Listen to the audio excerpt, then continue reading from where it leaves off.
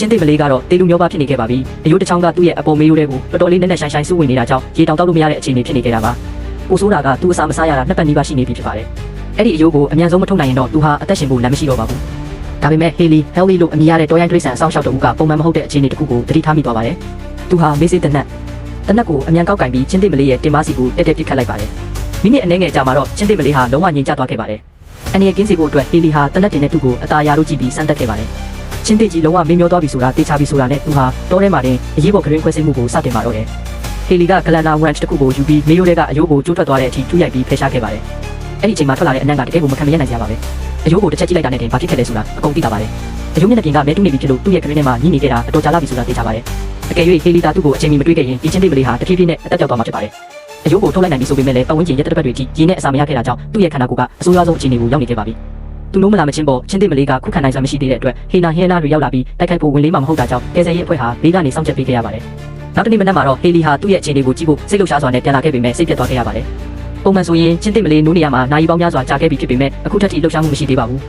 နေမြင့်လာတဲ့အမျှအာဖရိကရဲ့အပူချိန်ကလည်းပြင်းထန်လာပါတယ်ဒါပေမဲ့ချင်းတစ်မလေးကတော့နိုးမလာသေးပါဘူးသူ့ရဲ့တွေးခုံနှုံးနဲ့အသက်ရှူတန်ကလည်းမရှိသလောက်ကိုနှိမ့်ကွေးနေခဲ့ပါတယ်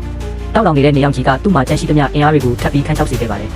အဖွဲ့သားတွေကကားတစ်စီးကိုမောင်းလာပြီးသူ့ကိုနေပူဒဏ်ကနေကာကွယ်ဖို့အတွက်ကားအကာအကွယ်လုပ်ပေးခဲ့ပါတယ်ရေရှည်အစာငတ်မှုခဲ့မှုကြောင့်သူ့ရဲ့ခန္ဓာကိုယ်တွင်အင်္ဂါရက်တွေကအလုံးမလုံးတော့ပါဘူးသူတို့လုံနိုင်တာဆိုလို့ဘေးကနေထိုင်ကြည့်ပြီးစောင့်ဆိုင်းရုံပဲရှိပါတော့တယ်Haleyကရေးအေးလေးတွေကိုသူ့ဘေးမှာချပေးထားပေမဲ့ဘာတော့ပြန်မှုမှမရှိပါဘူးဒါကြောင့်သူဟာပိုက်ပြော့လေးကိုတုံးပြီးချင်းတစ်မလေးရဲ့ဂရင်းထဲကိုရေတိုက်ရိုက်ထည့်ပေးခဲ့ပါတယ်နောက်ဆုံးမှာတော့ချင်းတစ်မလေးဟာရေကိုကိုယ်တိုင်မျိုးချနိုင်စရာဖြစ်လာခဲ့ပါတယ်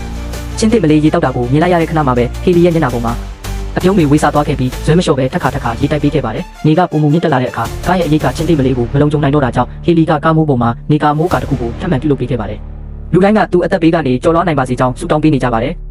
မုန်းလွယ်2 နာရီရောက်တဲ့အခါမှာတော့DREအမိုးကလည်းမလုံလောက်တော့တာကြောင့်အဖွဲ့သားတွေကသူ့ကိုတစ်ပင်ရိပ်အောက်ကိုဂရုတစိုက်ရွှေ့ပြောင်းပေးခဲ့ပါတယ်Haleyကသူ့ရဲ့ကိုယ်ပူချိန်ကျဆင်းသွားစေဖို့ကိုပေါ်ကိုရေတွေအမြဲလောင်းပေးနေခဲ့ပါတယ်ဖြည်းဖြည်းချင်းပဲသူ့ရဲ့အင်အားတွေပြန်လည်ရရှိလာပါတယ်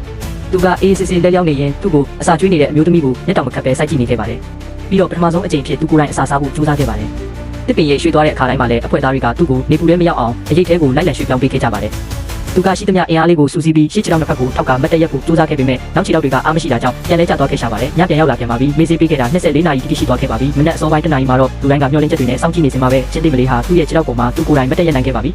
သူဟာပထမဆုံးခြေလမ်းတွေကိုစတင်နိုင်ခဲ့ပြီးလမ်းလျှောက်တင်စားချင်းတစ်ပေါက်စလေးတစ်ကောင်ကိုတုံတုံချီဖြစ်နေခဲ့ပါတယ်သူဟာအနည်းဆုံးရေတွင်းရှိရာစီကိုရိုင်တိုင်နဲ့ရှောက်လန်းသွားခဲ့ပါတယ်Haleyကကားဆက်နိုးပြီးသူ့ရဲ့ခြေလမ်းတိုင်းကိုဘေးကနေတိတ်တဆိတ်ဆောက်ရှောက်ရင်းနောက်ကနေလိုက်ပါသွားခဲ့ပါတယ်